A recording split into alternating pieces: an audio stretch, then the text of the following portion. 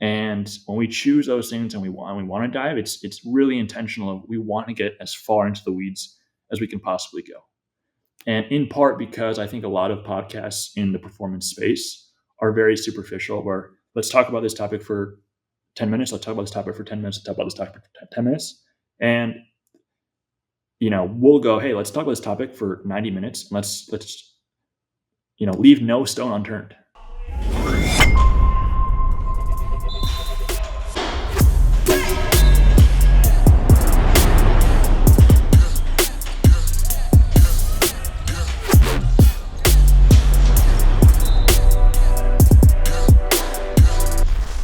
What's going on, Samson Strength Coach Collective listeners? On today's episode, we have Mike Sullivan, strength and conditioning coach for the San Diego Gulls, also owner of Move the Needle, co-owner of Move the Needle, and you host one of the podcasts sponsored by Samson as well, Move the Needle podcast. Hey, man, thanks for having me on. That is all correct. Well, excellent. I'm glad to hear I got it right. So we're always very excited to have guests on, but then especially ones who host podcasts sponsored by Samson is very exciting for me as well, too. We get to deal with the same people, especially Andy, who is the man, and we love him. Shout out Andy, dude. Always very exciting. Shout out Andy, absolutely. Well, let's just dive right into it. Can you give me a background of your career and then what's brought you to your current endeavors?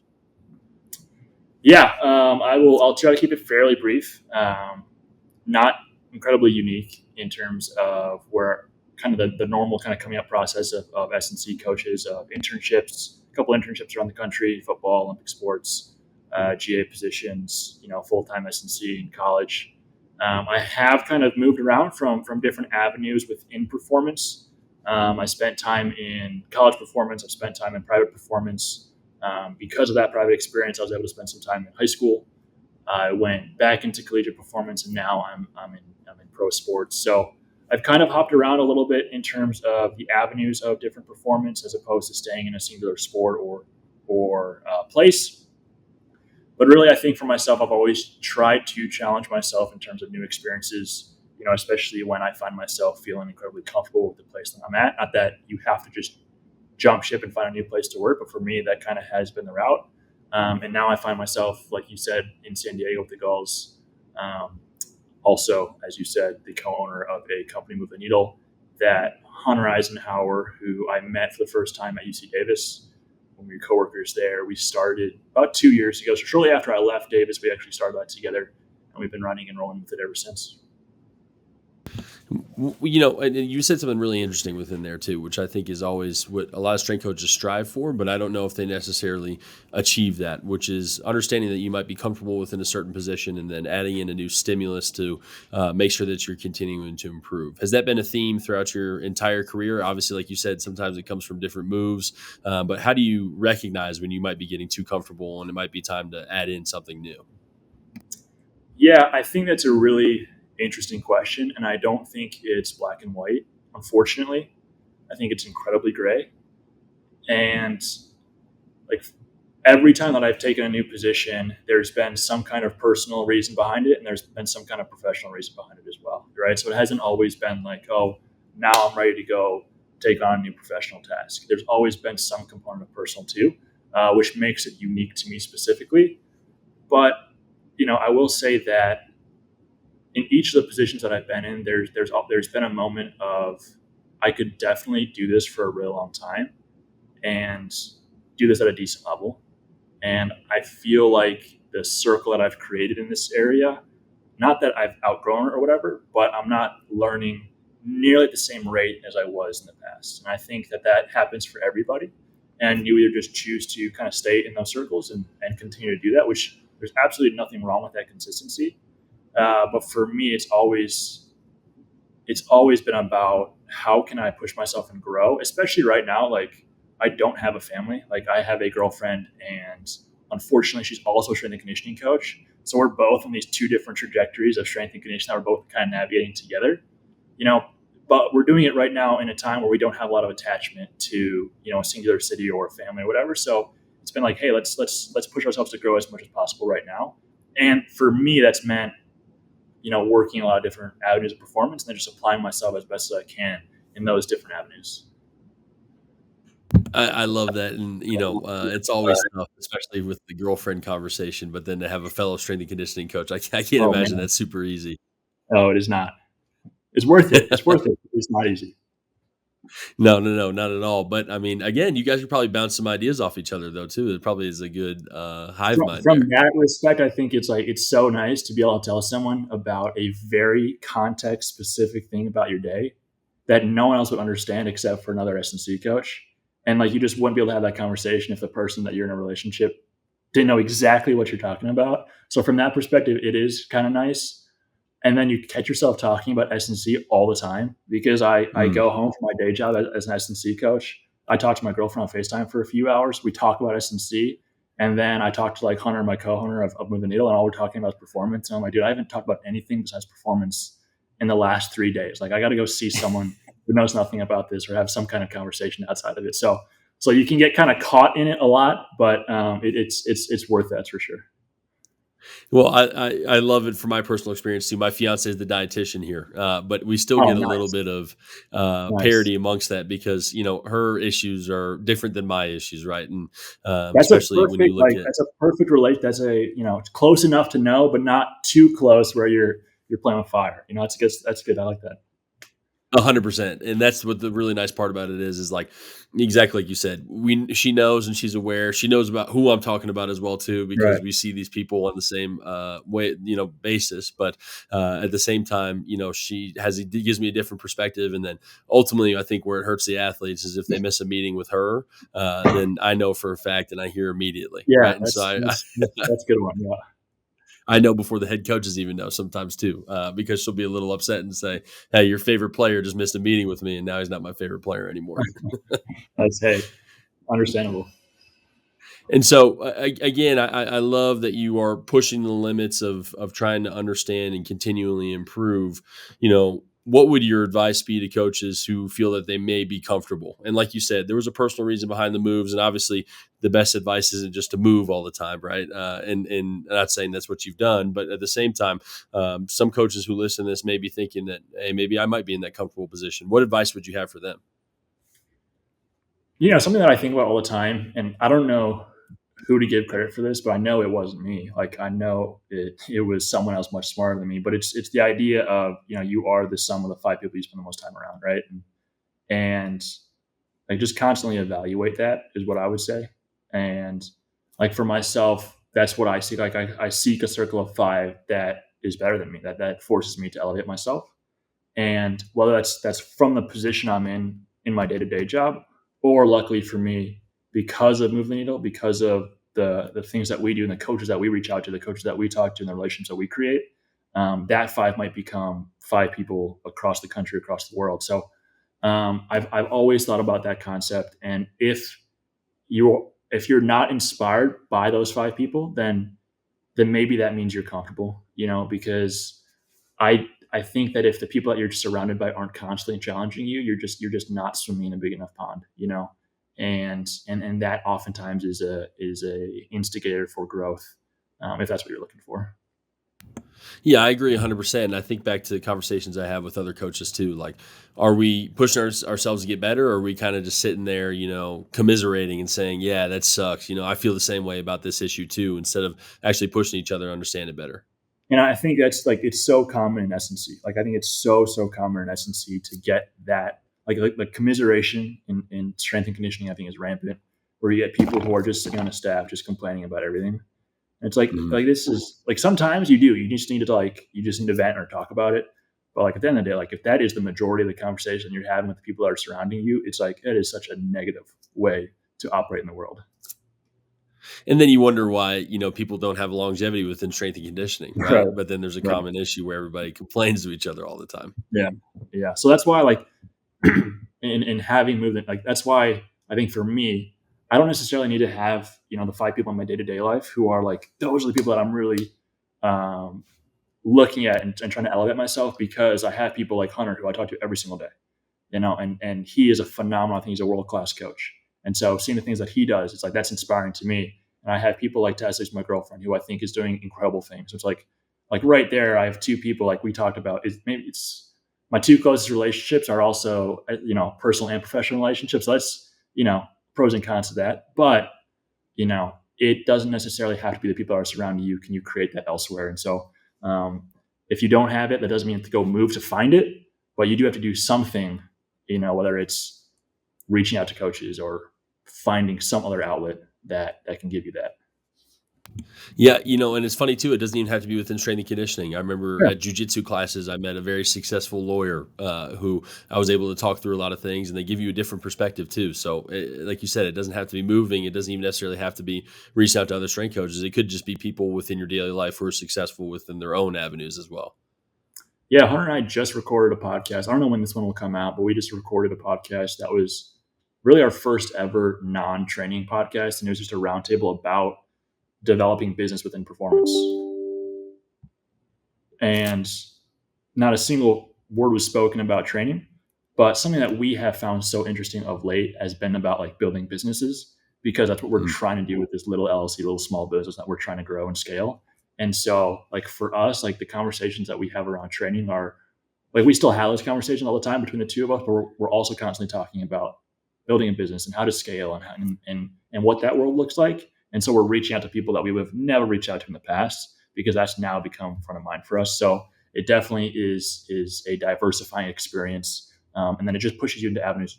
I never thought that I would be like seeking out people to help me grow a business while I am working for a pro hockey team in San Diego for this remote business that I'm working that is actually headquartered in Phoenix, Arizona. You get led to very different avenues, places you never thought you would go.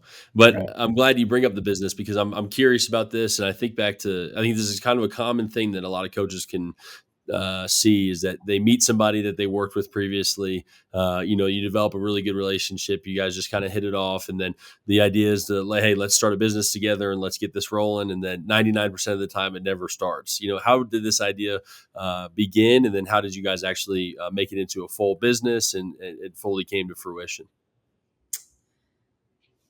It was a long time in the making. Hunter and I got hired together at UC Davis at the exact same time. They had two open positions, and we filled them. So we started at the exact same time. We got along really well the entire time we were there. I ended up leaving. I ended up going from Davis to Chicago for a power performance position. He was there. We continued our relationship, and we would always just like send each other stuff on social media. I was like, hey, look how stupid this is. It was exactly what we were just talking about in terms of like commiserating about how dumb performances.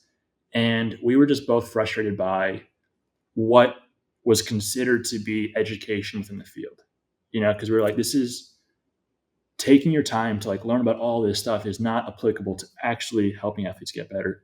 So we were like, hey, what if instead of just complaining about it all the time, we did something to try to create an educational platform that we were actually both proud of. And so it started with like, let's do a podcast. And we were told by some people who had podcasts, don't do a podcast, right? Like it's an absolute nightmare to do a podcast. Don't do a podcast. And they said, whatever you do, if you do a podcast, don't try to do it every single week, because it's impossible to do that. So we were like, all right, we're going to do a podcast and we're going to do it every single week, because that's the path to success, we thought. So it just started at that. And we're like, okay, bare minimum, we're going to learn a lot for ourselves. Selfishly, we're just going to learn a lot. And we're going to be able to network with people all over the world. Like that's in and of itself, that's worth it. And then for me and him, we were like, okay, if we are going to do this, we're not going to listen to those people. And we're going to say, we want to be consistent, because the thing that kills podcasts most frequently is lack of consistency. You listen to a great podcast for 2.5 months. You're like, this is awesome. You don't hear them for, another 3 or whatever it is. Right. So we're like, as long as we're consistent, we honestly don't really care about the reception. We just care about learning for ourselves, putting decent content out there, and networking with people. And so that's all it started as. Sorry about that. That's all it started as. And at first, like even that itself was a lot for us. It was a lot to try to manage, like we talked about. It was a lot to manage my schedule, his schedule, our guest schedule. It was a lot to try to figure out how do you co-host a podcast and figure out the rhythm of that. But now we're 90 some odd weeks of consecutive podcast release. We've done probably over, 100, 110 hours of podcast conversation and recording. And that's happened over the course of almost the last 2 years now. And over those last 2 years, it's slowly grown from, okay, this is a podcast. Okay, we really enjoy this and we're getting great feedback. Let's continue to push the envelope in terms of what we can create in terms of the educational platform space. So we've continued to do things. We've hosted a couple online conferences. We have another one coming up. We have even more coming down the line this year. So it's really slowly evolved. It was one very specific thing, this podcast, that's slowly kind of branched off into different areas that we're just super excited about, and we get a ton of fulfillment for, because at the end of the day, like our work, like the work that we put in directly benefits the two of us. It's not some organization or team that gets to benefit from it, and we don't see that. It's directly correlated to our success as well. So it's been a lot of fun. It's a lot of hours, and it's a lot of different skills that we've developed that we never would have thought that we would develop in the past. But it's been totally rewarding. I, I can identify with a lot of that, right? And especially the weekly podcast release, right? I've had many people say before, it's, there's no way that you should be doing that, and it's just Yeah. like, well, it becomes a baseline. Like you start to get used to it. It's almost like any Yeah. other type of aspect of training, right? Once you introduce a stimulus, you get used to the Right. stimulus, and then you understand how to use it. So the once a week, I support it, and I think it's a great idea for you guys. Yeah. So when I was at TC Boots, I was the facility in Chicago that I was at. There was four of us full time coaches, and we had our owner. And of the four of us, two of them already had a podcast. So I was the third of the four of us to have a podcast, and which is nice in the private space. Like that kind of stuff is super encouraged. But the other two were like, man, like be careful here, because like if you say you're gonna do once a week and you go for 10 weeks and you die off for a little bit, like that's going to kill your podcast. So for me and Hunter, I was like, dude, like if we're going to commit to this, like we're truly going to commit to this. And and then like even this last year, Hunter had his second kid. Hunter and Leah, his wife, had their second kid right at the exact same time that I was in the process of moving to San Diego. So it was like, dude, what? Like we have to keep our podcast alive during this. And we're like, dude, this is what we committed to. We said we're going to do it.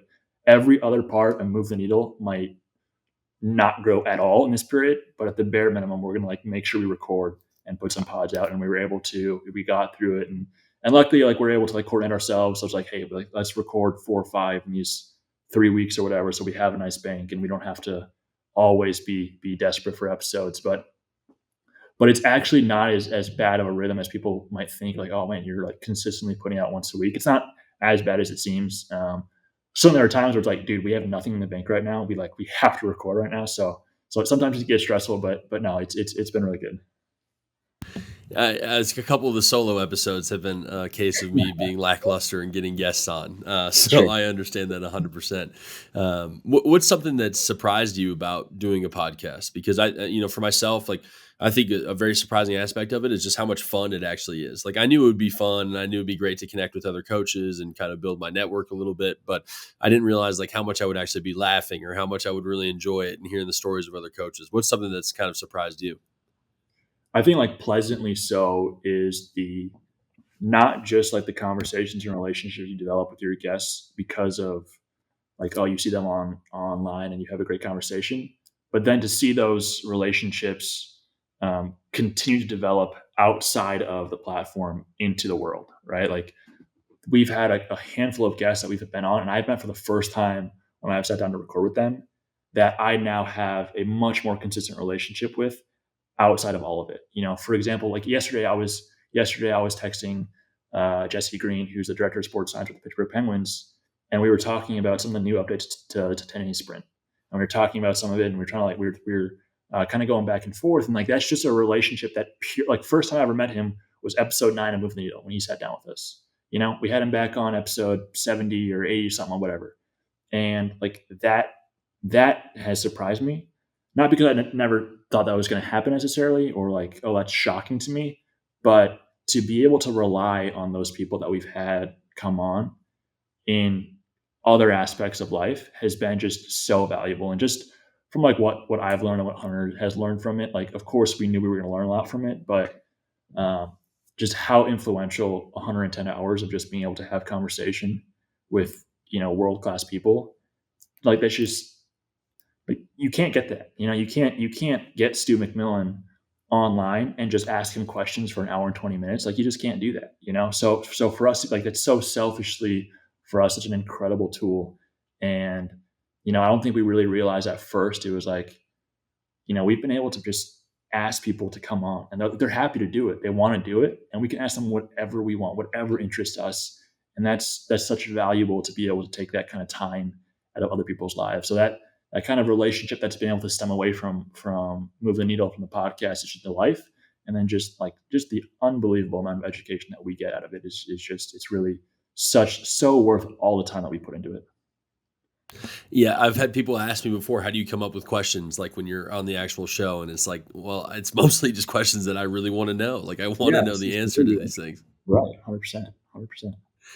And I like doing it at the end of the day too. It's preferable for me because something probably happened during one of my sessions today that I know that this person's going to be able to help me with. So I love calling it. I love calling it selfish because at the end of the day, like I get to just ask the questions that I want to know the answers to, and I feel like it makes me way better as a coach. 100%, 100%.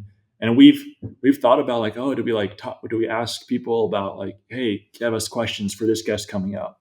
And we're like, honestly, like, no, I don't want to do that because I don't want to waste time asking what other people are interested in. I want to know what I'm interested in. And luckily that Mhm. oftentimes aligns with what other people are also interested in. But it's just like the completely unfiltered access to someone for an hour and a half, whatever it is like you can't get that unless you're hosting a podcast because you're not just like, hey, Stu, can I call you for an hour and a half and we can just talk? He's like, I mean, dude, you know how valuable that guy's time is. So Yeah, there's a consulting fee. it's a really incredible in so many different regards.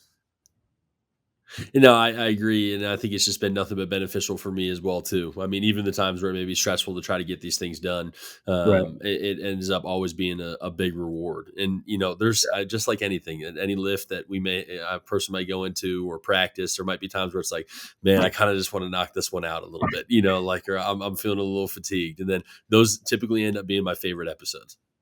Oh yeah, absolutely. I mean, oftentimes, I feel so much better after than I did before because I'm like, "Oh, dude, Yes. we gotta do it again." I'm like, "Oh, this was a great episode," or whatever, and, we I once woke up at 4:45 to record an episode in the morning with someone because they were on East Coast time, and they're like, "I gotta do it in the morning," and I was on Pacific time, and I'm like, "Dude, I hope this is a good episode because I'm waking up at 4:30, get online, barely awake. Like, let's have a great conversation. And like those end up being great conversations. You're like, I'm glad I did that. So oftentimes how I feel before is not indicative of how the episode's gonna actually go. And it's just like, hey, yeah, this is always worth my time. Yeah, I call it energizing. Our guests have heard me say that many times. It's very energizing.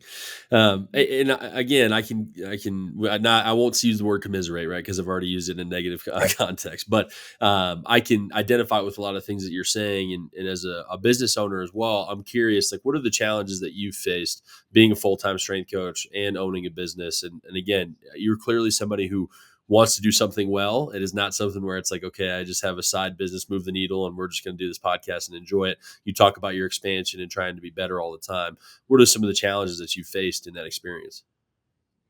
Yeah, I mean the really obvious one and maybe not a great answer is just where do you commit your time to? Obviously like your day job takes time, and that takes time and you want to do a great job. Um, Not that me spending time on moving needle stuff takes away from that. I think it actually elevates that because moving needle is such an amazing learning tool that I can then apply to my job. But really just deciding where you're going to spend your time and the really great thing about Move the Needle because I have a co-owner and Hunter, like it ebbs and flows between the two of us, right? There are times when I'm really, really busy. I'm like, dude, like he puts the team on his back. And there are times where he's really, really busy and he puts the team on his, and I put the team on my back. So just deciding like, hey, like there's so many different avenues now, at least that we're trying to branch off into. That it's like, okay, the podcast has to stay as high of a level as we possibly can make it. We want to make sure that we're doing a great job because we have this symposium coming up, our marketing symposium. We have different programs that we've written that we want to make sure that are front of mind to some people. We have a couple other projects that we're working on right now that have taken a lot of time and effort and energy on the front end to create. So at first, when we just had the podcast, it was almost overwhelming because it was like we have our day job and on this podcast, and we're adding a lot to it.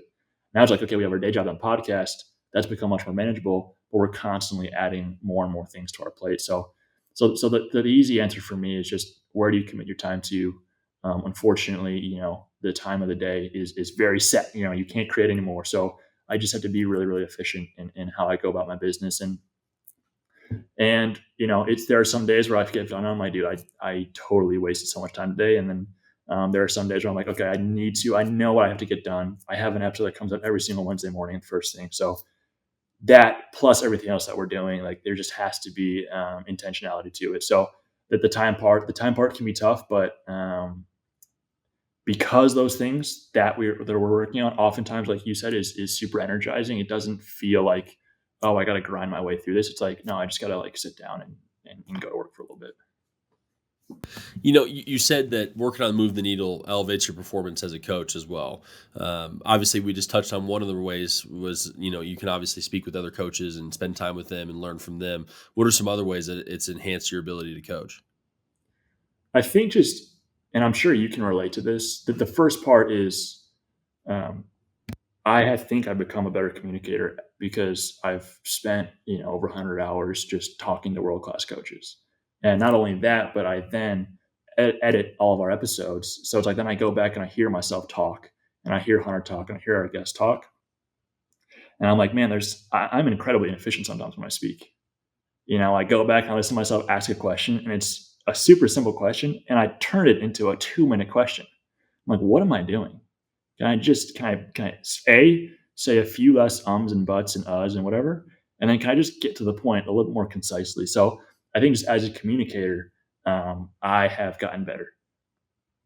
But then in terms of the actual practical part of my job, the X's and O's and the programming and the periodization of what I do, our podcast specifically, like we dive deep into a lot of different topics. And when we choose those things and we want to dive, it's really intentional. We want to get as far into the weeds as we can possibly go. And in part because I think a lot of podcasts in the performance space are very superficial, where let's talk about this topic for 10 minutes. Let's talk about this topic for 10 minutes. Let's talk about this topic for 10 minutes. And, we'll go, hey, let's talk about this topic for 90 minutes. Let's leave no stone unturned. So being able to do that over and over and over again with all these different coaches, you look at your own program and you go, I can audit my own programming because I'm learning so much constantly. And so I'll look at my programming and it's like, this has shades of Jordan Pinella. This has shades of Stu McMillan. This has shades of Jesse Green. This has shades of Stephanie Mock. And it's not that like you are now giving up who you are as a coach, but you're just taking in all this information, which is awesome. And you're saying, how can I apply this in certain ways that make sense contextually to my situation that might elevate it? And so when you're able to do that and then you're able to create that marriage, it's like, wow, like I'm super proud of this new product. And I do think the one thing that Hunter and I have talked about is we're constantly having conversations with people that we consider to be world-class human beings and world-class practitioners. We expect that now all the time. And all the coaches that we interact with, whether it's our own staffs, people we meet out in the world, like we find ourselves expecting to have these world-class conversations with everybody. And it's like, that's not the case. Not every single coach we interact with is going to give us that. And then when we don't get that, we're like, dude, what's going on with these people? Like, why can't we find these incredible conversations in every corner of the profession? It's like, that's just not applicable because we're specifically going out, finding these people that we're super interested in, and then thinking that's going to be the conversation elsewhere, if that makes sense.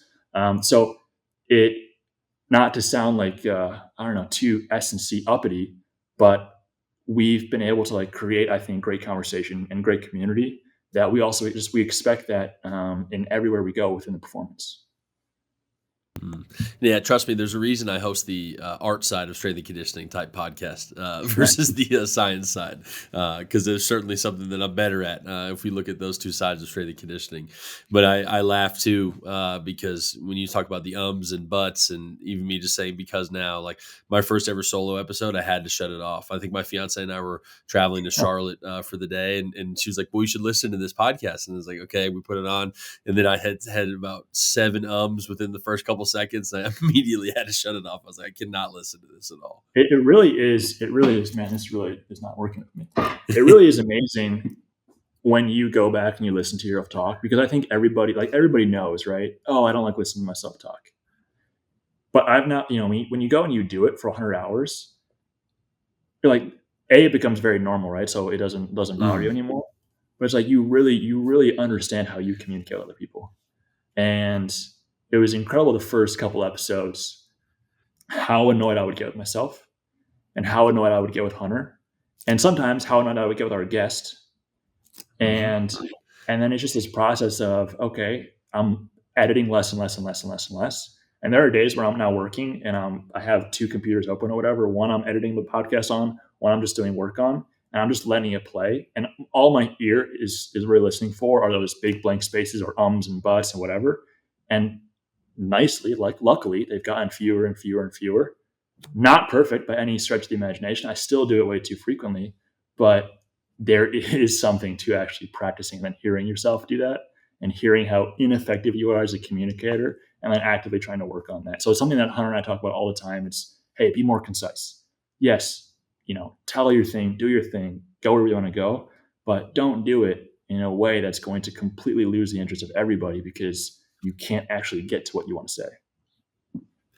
Yeah, it may be a little bit different for you because obviously there's not as much recruiting within the professional space. But I've noticed my recruiting visits are a lot better because Nice. I used to hammer. I mean, like when I get anxious or I get like Yeah. we have a big recruit on campus, I literally start like going rapid fire. It's like an AK-47, just getting out all my words and just trying to make sure I get to every point. And then I'm talking for 30 minutes and I've said probably 45 minutes worth of stuff at that point. And so I've noticed it's certainly made me slow down and be intentional. We had a recruiting visit this morning too. And now I got a good tip from another strength coach, Darby Rich. He was like, hey, man, Yeah, just nice. tell them you talk fast at the start so they expect it. No, I like it, man. I think it applies in so many ways because especially as an S&C coach, your whole day is in terms of interaction with other people, right? So it makes sense that you're constantly trying to improve your ability to communicate with those people. And for us to be able to listen to ourselves talk all the time, I mean, it's so valuable. And whenever I edit podcasts, it's always on 1.6, 1.7 speed because I can't listen to it on one. It takes way too long. And when you Mhm. hear, and so ums happen way faster, right? It's like whatever, whatever, whatever, whatever. So when you're hearing like an you're just like, oh my god, that is so hard to listen to. So you very quickly start to audit yourself as a speaker, and then you just kind of see it happen in your life. Yeah, I'm fortunate enough to not have to edit our podcast, which is very beneficial for me. And I apologize to our current editor who has to listen to me talk nonstop. But Honestly, I like it just because I know that if I hear something on the podcast and we're talking about something I find it really interesting, I'm gonna go back through it again, and I'm gonna take notes on it because we create show notes as well. So it actually is pretty nice for me. Sometimes it's like, oh, dude, it's Tuesday night. I haven't edited near as much as I should have. I don't love editing in those times, but it's actually a super valuable tool for me. yeah, I think again, there's pros and cons to each side of it. Right. Like we were talking about pre-show, Yeah. having two hosts versus one host. There's certainly Right. pros and cons. Right. Um, uh, One thing I'm very curious about is that you've coached at almost pretty much every level that you can for performance, right? You've worked with youth athletes, collegiate, high school, and professional levels. What's something that you've taken from each level and you've been able to interpret and take to another level? So something that you've learned in collegiate that you can apply to pro or vice versa. I think that the thing that I found that oftentimes ties together coaching, and this is somewhat cliche, it is cliche, but bear with me, is that the program matters, but it doesn't. And I know that everybody has heard that before, but whether it's an 8-year-old who probably has a ceiling of playing JV soccer or a 22-year-old who's a top 10 pick in the NFL draft, or if it's a 78-year-old who's competing in masters track, whatever it is. It's truly about how they experience the coach within the training session that dictates the training session. Yeah, the program's important. You can't be an idiot with what you're doing. But in a room full of coaches, if those clients or those athletes walk in, they're going to choose you based on the experience, not based on the experience they have as an athlete, not based on, oh, that guy is an elite level programmer, right? It's going to be because of what is the experience that they have when they're with you. That's going to be what dictates whether they want to continue to train with you or how successful your training sessions are. And I think you see it so prominently, especially in professional sport. Like take the NBA, for example, right? So many guys have their guy, right? So many guys have the guy that travels sometimes with the team and just trains that one athlete. Not that, let's say, the strength and conditioning staff or performance staff of that team has any better, any worse level of X's and O's programming ability than this singular private guy, right? It's just clearly the experience this one person gives to that NBA player is an elite level experience. And that's what's so valuable to all these guys. So, I've been around programs and I've been around coaches, and I'm like, I wouldn't do this. And from a program standpoint, I would not do this. I don't agree with this. But absolutely, for absolute certainty, those athletes would stick with that coach through thick and thin. And I've been around coaches who have phenomenal knockdown programs. And it's like, yeah, whatever, take it or leave it, for the athlete. So truly, whatever age you are, whatever sport you play, whether you're 10 years old, whether you're 30 years old, whether you're 80 years old, like how the athlete is experiencing themselves when they're with you overrides everything. And so I think that's why I think that great coaches can go from sport to sport, from program to program, from culture to culture, and not miss a beat, is because it's not about, hey, I can only work with baseball players, I can only work with hockey players, whatever. It's like, no, it's just what is the athlete's experience with you, if that makes sense. No, I think it makes complete sense. And I think, again, it ties back to, like you said, you're not stuck to one culture. You're not feeling like you have to do just this one athlete, one sport, which is the kind of trend that strength and conditioning is going in right now. And you can see is really following. What is something that you think you provide with your experience? And I'm the one asking the question, so this is not bragging, but what do you think you provide with your experience for the athletes that makes them want to come back to you? Yeah, I think what I've said for a long time, and again, this is like, I don't want to stray too far into being cliche, is that when I'm working with an athlete, the relationships that we have are not ever going to be transactional relationships, right?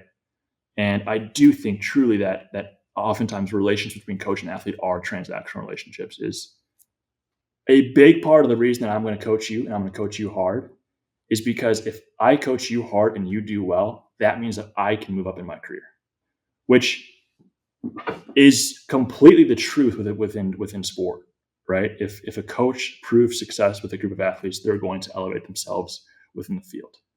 And the way that I look at coaching is, what I want to do is I want to help athletes take control of their story or their journey as athletes, whether that's through some kind of physical training or whatever. But it's not because I want to move up in the world. If I wanted to move up in the world of performance, I wouldn't have jumped from avenue to avenue, from sport to sport. I would have stayed in a sport at a school or whatever and just worked my way up. But for me, my long-term goal is not to end up becoming the, I don't know, director of health and performance for the Anaheim Ducks. No, I mean, I'm going to continue to challenge myself. If that's where it ends up in the future, maybe it'll happen, but it's not because of a transactional relationship that I have with the athletes that I work with. And I think that I like to think that is apparent through the way that I go about my relationship with the athletes that I work with. It's not about like, hey, I'm gonna do this for you. Okay, what are you gonna do for me? I'm not expecting them to do anything else for me on the back end, because what I want to see is, I want to see the work that we do together help them take control of what they're doing. And then personally, whether I move up in the world as a performance coach, well, I know there are things that I'm also working on that I'm really, really excited about that are going to elevate me. Like Move the Needle, for example, right? Move the Needle is like a great example of that. Of, I don't need to continue to move up in the world of performance in terms of logo or whatever, because I have my own logo that I'm really proud of, that I want to build. And so I think that takes some of the pressure off of the idea of I need to chase different logos, because I think at the end of the day, like if I end up in 5, 6, 10 years, 15 years, and Move the Needle is my full-time job, I would be totally happy with that. And that's not me chasing any logo that someone else has control over. And so you're process oriented versus result oriented. Yeah, I think so. I mean, I think definitely like there are results that I want, and there are results that I want to see the athletes get, but it's not because I want to see you get these results because therefore it means that I can have some kind of success adjacent to Hmm. that, right? If I work with an athlete and you make it to whatever you want to make it to, that's super super cool, and that's something that I can talk about in the future of these experiences that we were able to share. But I'm not trying to leverage that now into a position, upstairs or wherever that might be. No, I think that makes complete sense. And like you said, you said I think it's very clear to the athlete. The athletes are very smart. They know when the coaching is like that, and they know exactly when the coach is looking to get something out of them, and the quality relationship plummets. In my opinion, Yeah. I think it's the same as you see. Um, when you look and work with these athletes, do you directly communicate those things with them, or do you just show it by your relationship and how you interact with them on a daily basis? I don't think I would directly communicate that with them. I think it's more of challenging athletes to understand like what's important to them and what's at stake for them. You know, hey, I want to make it to whatever. Okay, well, if you don't, so what? It's like, oh, I guess I'll just do something else. Or it's like challenging what's at stake, challenging what's important to them. And then if it's like, hey, this is clearly like something that I really want to do, I really want to get to, then it's okay. How can we work together to make that happen? And for me, that's what I want to see as a coach is I want to see athletes be able to, because I think, and you see it at every level. You see it collegiately, you see it professionally, you see it in high school, unfortunately, of I could be everything you want as an athlete and as whatever, but my ability to demonstrate that might be completely hamstrung by the decision making process of people who I have no power over, right? So whether that's a coach who decides to not give you playing time or an organization that decides to trade you off somewhere else because they think something else is a little bit shinier. So for me, it's about, hey, can I help you take some control of that yourself? Because I think that's super super powerful, right? To be able to have control over your own story and what you want to be able to accomplish. Um, and then for myself, it's like if you're able to do that, that's really really great for me. But then for me, it's like okay, we have these great shared experiences now. That's really really impactful for me. And then for myself, it's like hey, I have these other things that I'm also working on in the background. Again, like move a needle and whatever I'm doing there. That's super energetic, energizing for me, rewarding for me as well. I like the reality of control, right? Because this is a Yeah, field where there's so many uncontrollables. So, yeah, giving the athlete ownership of what they can take control of, I think, is really important. yeah, yeah. And I think most strength coaches will understand that because most strength coaches are field athletes. It's like yeah, I shattered my leg in 12 different places. That's why I now am a strength coach. Like I feel like you hear that story all the time. So it's like okay, like there were things that happened in your career that happened that derailed your career. And now, so I think a lot of us are in that place of like, hey, we are coaching because of something similar to that. Like we do want to see that. But how many of those coaches actually do that every single day? As opposed to that's why I coach, but really it's because I want to be an SEC basketball strength coach or I want to be an SEC football strength coach, and because that's really really cool. And I think a lot of strength coaches also go through that phase of like, I want to go to the great logo. I want to see what it's like at the top because that's really important to me. And maybe coaches do have to go through that. Like go through that, see what it's like, and then you realize it's probably not the most amazing thing in the world. And what's actually really rewarding is exactly why you actually got into coaching in the first place, right? So, Mm. um, not to overcomplicate it, but I think it's a roller coaster for a lot of coaches. No, a 1,000%, and I think the grass is always greener. If you go cliche, I'll go cliche as well too, right? The grass is always greener is one of the 100%. hardest mentalities to deal with in coaching. 100%. 100%. I mean, Yeah. not that I'm any demonstration because I have jumped around, but how many coaches do you know that have moved their family, 12 different times in 12 different years, and been in a Hmm. new home and been in a new whatever. And it's just like, and again, that's part of why Hunter and I were so steadfast on our commitment to move the needle is because while we see that so rampantly within performance, it's like we don't want to be, at the mercy of trying to constantly chase the next great position. We want to find something that's great for us, and then we want to build something for ourselves. And if that gives us the freedom to be where we want to be, spend time with people we want to spend time to, that's super powerful. Yeah, yeah. And what's interesting too is those coaches who I see jump around a lot, and like you said, you moved around a lot too, but you have a very good reason for it, which is pushing yourself. And if it was truly for you to get to the highest level, I think that's a great point. You would stay at one spot, or you would try to continually make the moves within the same organizations or whatever. But the coaches who do kind of chase that super high level, I think might counter argue and say, well, I still build great relationships with the athletes. And then my fear is always, does it complicate your personal relationships as well, whether it be friends or family, because those things are not easy to maintain when you move around all the time. It can be very difficult. Yeah, I would suspect that failed relationships are incredibly high percentage in strength and conditioning coaches. Yeah, Incredibly high. I think that's a great suspicion. Now, I say that as someone who's in a relationship with a strength and conditioning coach, so not to change, but we've been through the ringer. We've been through a lot of different moves apart. So I think we'll figure it out. We'll be okay. But yeah, it's definitely a profession that rewards not really thinking for yourself and just like doing a lot of work, Hmm. and that's unfortunate. Yeah, but like you said, you can focus on the control aspect and control what you Yeah, can, and it becomes a much different story for yourself. yeah, 100%, 100%. Yeah. Well, Mike, I really appreciate you coming on, man. Seriously, I've really enjoyed my time with you, and I've obviously been very familiar with Move the Needle, but now I get to know you as a person, which is the cool aspect we talked about with the podcast hosting. If somebody wanted to listen to Move the Needle or learn more about your company and then learn more about yourself, what would be the best way to do that? Probably social media. Our Move the Needle handle is MTN_perform on Instagram and on Twitter.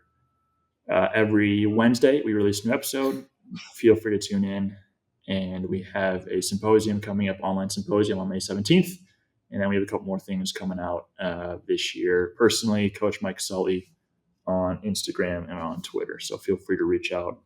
Happy to have conversations. I'm constantly asking people to have conversations with me as a podcast host. I'm always reaching out to people. So whenever someone reaches out to me about having a conversation, I basically never turn them down. So Oh, dude, it's the best. And I've had people reach out before and say, hey, I'd like to be a guest on the podcast. That's my favorite. I swear, when somebody reaches out and it's somebody who's, I was already thinking about asking in the future, or somebody I may, I remember a coach reached out who I thought I was like, no way he'd even want to come on. He was the one who reached out to me, and that was like the most ecstatic I ever was. Not to put that invitation out for your personal podcast, but it's been a great experience for me for sure.